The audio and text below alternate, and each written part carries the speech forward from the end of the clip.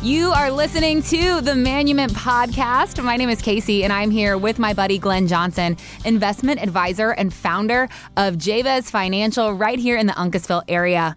So, Glenn, what really stands out to me is that so much of what we worry about, markets, headlines, timing, it looks one way on paper, but it feels very different when you're living it. And that actually reminded me of a reader submission that I came across this week that I wanted to get your thoughts on. So it was a woman who wrote into an advice column saying that waiting until 70 to take her Social Security was the worst decision of her life. Now, she's getting over $5,000 a month now and would have gotten half of that had she filed at age 62. And she says, yes, it does look great on paper, but the problem is that life is not lived in monthly installments like her Social Security benefit. She said, I spent years telling myself I was being responsible by waiting, watching friends travel, and enjoying their early retirement while I kept working. And sure, my check is larger now, but at what cost? The money I'm finally receiving cannot buy back the health and the energy that I had back in my 60s. So, Glenn, I'm just wondering your thoughts on this and what we can learn from this woman's story. What do you think? Well, we all know that with hindsight being 2020, we can all look back and see what the best decisions would have been. And here's the thing. Throughout the working years, most people, or many people anyway, they trade their health for wealth. And then later in life, they would gladly trade their wealth for health. Yeah. So it's not only important to have a financial plan, we also need to have a wellness plan, a health plan.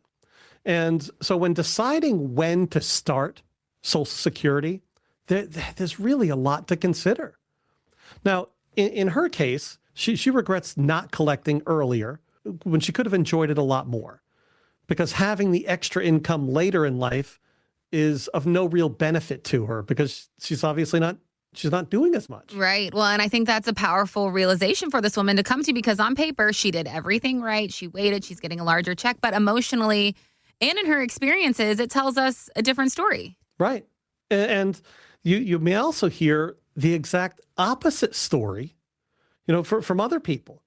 Some people retired young. They started Social Security right at 62. They blew through most of their savings, and now they're struggling a little bit. Mm-hmm. But there is a happy medium. Yeah. Well, and when it comes to Social Security, this timing piece is so important because retirement is not lived in one season. We're seeing that now more than ever. Retirement's spanning decades. So what you want at 62 could look very different from what you want when you reach your 80s.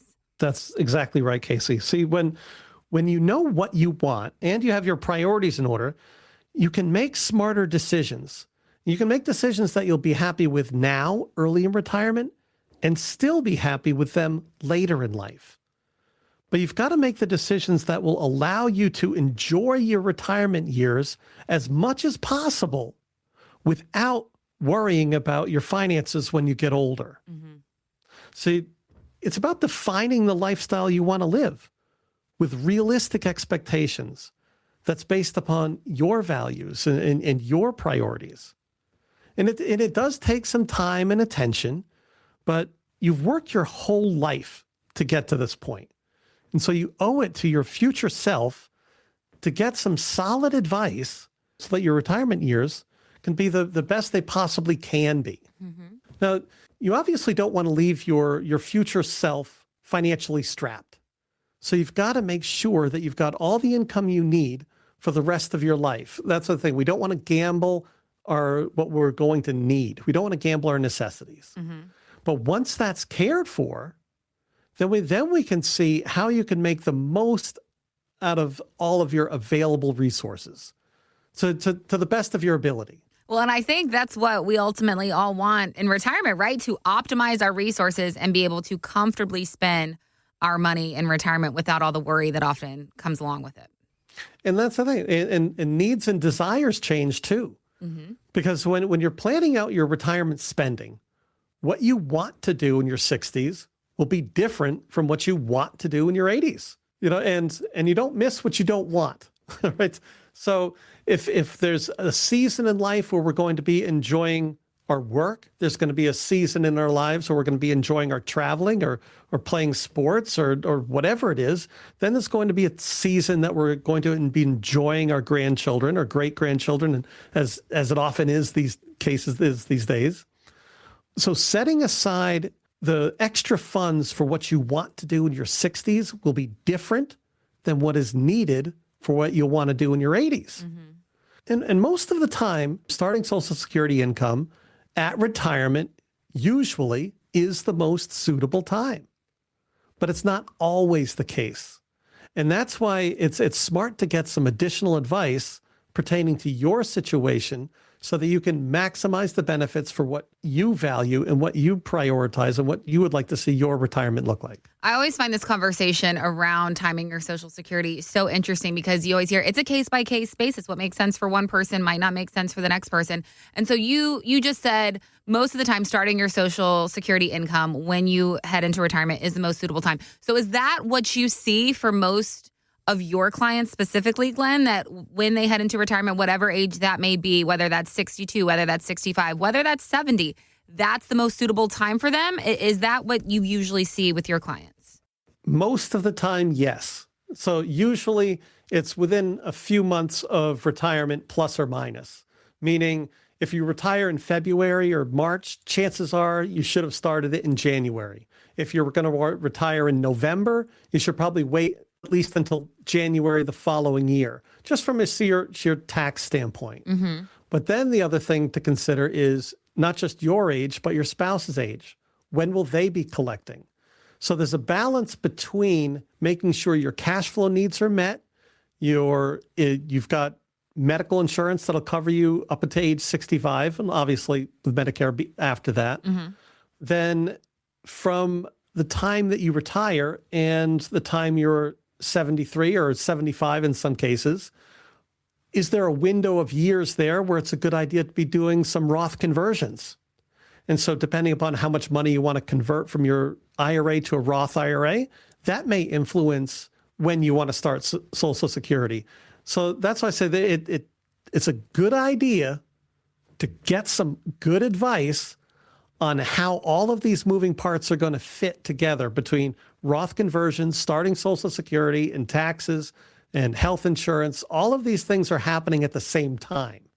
So getting some advice on how to make all that work out to your advantage, that's what I invite you to do. That's why I invite you to give us a call at 860-288-9977 to find out what the best strategy would be for you to maximize the Social Security benefits you'll receive, maximize the amount of cash flow that you can receive from your retirement accounts, and pay as little taxes as necessary in the process. Well, that's what we like to hear. Little taxes as possible, Glenn. Now, we're talking about this woman who said she waited till 70 and she regretted her decision. Now, we don't know if she chose to work with a financial advisor, if she came to this decision to wait to 70 on her own, or if that's advice that she got from a professional. But I'm wondering if you oftentimes see regret from some of your clients on when they choose to take Social Security. And if you do see regret from people, does that usually come from making the wrong decision, or does that come from making a decision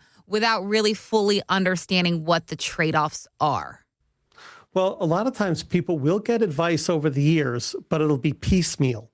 For example, if they're just talking with a tax preparer that says, yes, you should put all your money in a 401k and a traditional IRA because it'll save you a lot of tax money this year, they are correct. However, over the long term, I've found that that's what the advice people have followed. And now they've got 95% of their assets in pre-tax accounts and very little after tax. And they find themselves with a massive tax bill when they go to take their required minimum distribution. And worse yet, if one spouse passes away, now the surviving spouse is filing single and their tax bracket may have doubled and they're still having to take out just as much of an RMD. So if they're getting advice from one person in one time in life saying, okay, put your money away pre-tax, it'll save you money, they're not looking at the whole picture. And that's why working with myself as a financial advisor, not just a money manager, but somebody that can plan this out, we're not just going to look at your tax bill this year, but what are the taxes you're going to have to pay over your whole lifetime? And that's what we want to help minimize. Glenn, that's going to do it for us today here on The Manuman Show. Thank you so much for talking it through with us today. As always, You and I are going to be back next week with more retirement insight. But until then, Glenn, I'm going to throw it back over to you for the final word today. Well, and I guess that would be when you have a financial plan that's put together that makes sense, that you understand, the objective is so that you don't have to think about it as much and you can spend more of your time and energy and focus and, like I said, your love and attention into the relationships and the people that you have in your life, your own personal goals and dreams, and not have to be concerned about money. Thank you so much for listening to this episode of the Manument Podcast. Make sure you subscribe wherever you get your favorite podcasts so that you never miss an episode, and we will see you next time. Take care. Investment advisory services offered through Jabez Financial, LLC, a registered investment advisor firm. Registration is not an endorsement by securities regulators. By contacting us, you may be provided with information about insurance products, including annuities, offered through Glenn Johnson, Connecticut Insurance, license number 4628409. The firms are separate entities. Annuity guarantees rely on the financial strength and claims-paying ability of the issuing insurance company and are not offered by Jabez Financial, LLC. Read your contract for restrictions, limitations, or penalties. Jabez Financial, LLC is not licensed in all 50 states. To find out if Jabez Financial, LLC is licensed in your state, please call 860-390-0093.